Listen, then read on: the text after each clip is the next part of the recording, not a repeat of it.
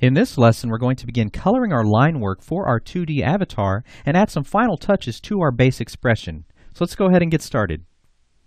So we're at a point now where we're really happy with how our colors and values have been blended together. And if we go ahead and just zoom out, we can see how our avatar is registering visually at a small size, and I think it looks excellent. I'm really happy with how this caricature of our geeky looking guy has turned out. So now we're really ready to focus on adding some final touches, and we're going to start with the line work. Now our line work up to this point has just been black, and we'd like to color that line work at a different color. And you may have noticed this in certain animated cartoons or animated films where the line work isn't always black for the entire caricature.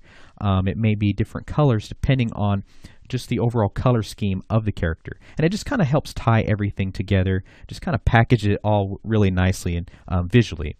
And so what we want to do is go over here to our layers panel, and we're going to go ahead and duplicate our line work layer. So I'm just right clicking, and we're going to come down just to where it says duplicate layer, and we'll go ahead and just call this layer line work color. Alrighty, go ahead and commit to that. And for the time being, I'll go ahead and hide the visibility of my just regular black line work. Again, I duplicated this just so I could preserve that in case I ever had to come back to that line work. So with our line work color layer clicked on here, let's go ahead and zoom in and get ready to color our line work. Now, before I begin coloring it, let's jump over here to our brush panel, and I may want to turn off transfer, and I'll go ahead and turn on shape dynamics. This way I control my brush tip as it's being applied to the canvas, and I don't really need to control the opacity and flow since I will just pretty well be filling in my line work as a solid flat color. So now what color should we use for our line work, especially around these skin areas? I'm thinking kind of maybe a darker brown. Again, I don't want it to be a stark black, but I also don't want it to blend completely into the skin. So let's go over here up to this palette that we created a couple lessons ago, and let's try this brown first, this kind of lighter brown. And before we begin applying this, if you notice, if we just try to apply our line work, you see how that isn't looking too good at all. It's covering the line work too fat, too wide. It would take us forever to be super precise going over it, and we definitely do not want to do that. So let's go ahead and just take a couple steps back. And let's go over here to our line work color layer, and we basically want to isolate all of these pixels that make up this line work layer. So to do that, we're going to go up here where it says lock, and we're going to click on this button right here. It's a little square button that has some little squares inside of it. So just clicking on that, we now have everything isolated. So if I go back over this line work, we can see how we can be very cavalier in our way that we paint over our line work. Now, just looking at that, that feels like it might just be a little too light. I may want to try this darker brown up here above. And I think that might work. Let's go ahead and zoom out. And I think that might work really well. Again, I don't want to lose the line work. I don't want to blend it in completely into the skin. I still want it there, but I just want to tone it down some. I don't want it to be this really stark black. So I'm just really quickly going over all these areas where I have line work around the skin. Now for the line work around the hair, I'll go ahead and leave that black just because his hair is really dark, and I don't think that would interfere in any kind of way that it reads visually. It's just coming around here on these wrinkles around the chin area. And we're going to go ahead and leave the line work black around his eyes for the time being. And I'm doing that because I'm planning on adding some lenses. And I want to see how the eyes read looking through those lenses with the black line work first.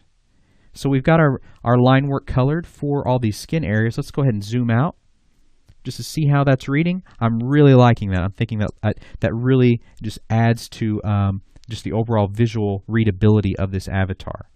Let's go ahead and focus on his shirt line work as well. Now the black is actually working okay for this. I may want to just try a gray color.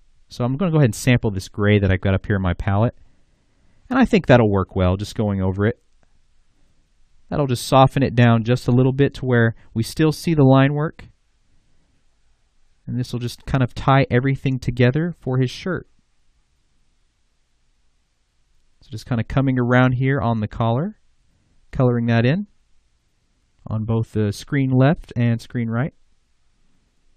And we'll go ahead and get that pocket line work as well. And I'm not too worried about the line work around the pen and the pencil. I think that'll be fine.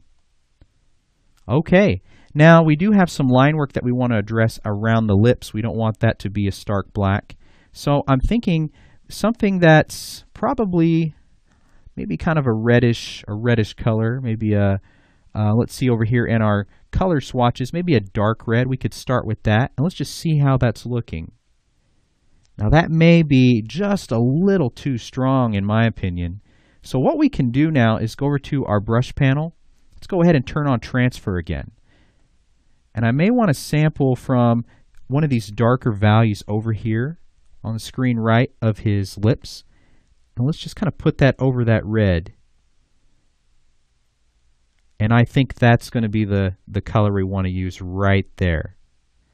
All right, let's go back to our brush panel. I'm going to turn off transfer. So I just kind of basically blended those colors to where I thought would be just right when applying that line work around the lips. So with that done, let's go ahead and just create our line work around these lips. That's looking really nice.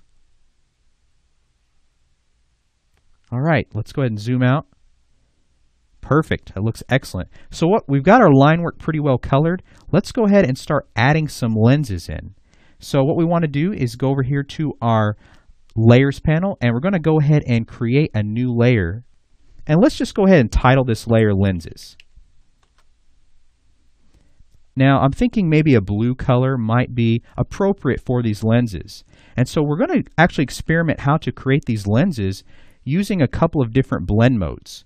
So I'm thinking something kind of like a cyan might be appropriate. So I'm just going up here to my swatches panel, and I'm thinking maybe this pastel cyan might work excellent. So I'm just coming in here and filling in this space over where the lenses would go. And I'm just doing this pretty quickly. I'm not worried about it being too perfect just yet around the edges.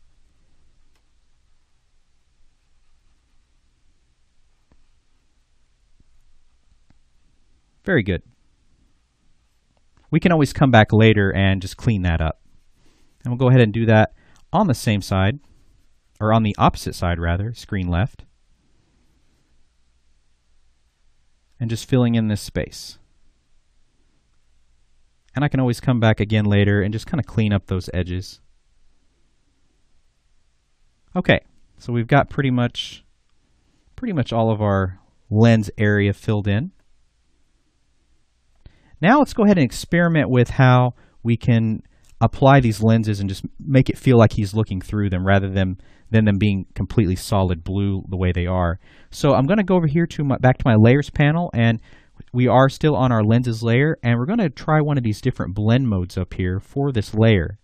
And we may want to try and see what lighten looks like. That looks pretty 1980s ridiculous. We can try overlay. Let's see what we get with screen mode. I think that might work, and we may want to go ahead and just bring the opacity way down. We may want to try something around, probably around 25%. 25 to 30% I think might work. All right, that's feeling pretty good. I'm going to uncheck and recheck the visibility icon here, just to see how that's looking. Let's go ahead and zoom out. Very good. And I think I am indeed going to leave the line work black for the eyes because I think they'll read very well, especially looking through these lenses. Now let's go ahead and add one final touch to these lenses. And so I'm going to go ahead and make a new layer. And I'm going to title this Lens Glare. We're going to basically add a little bit of glare to our lenses here. And I may want to go ahead and just go with a white. And so we'll go ahead and go over our lenses here. And we're going to basically use the same process as we did before. We're just going to add kind of a glare over these lenses and use a blend mode to just help set that in over the lenses that we've already created. And I won't worry about it being too perfect just yet. Again, I can come back and really clean them up, make them nice and pristine for his lenses. Alrighty, let's go ahead and zoom out. And let's go ahead and try a different blend mode to help set these in. So I may want to see what overlay looks like. Hard light. I think soft light might do the trick. And we can always bring that down just a little, maybe around 70%. I think that'll work. So if we zoom out, we can still see his eyes. They still read clearly. Again, I kept the black line work around those eyes to help with that. And we just added an extra level of visual interest to our 2D avatar. So we've got our base expression pretty well established. In the next lesson, we'll explore adding in that additional expression, which will be a shocked expression.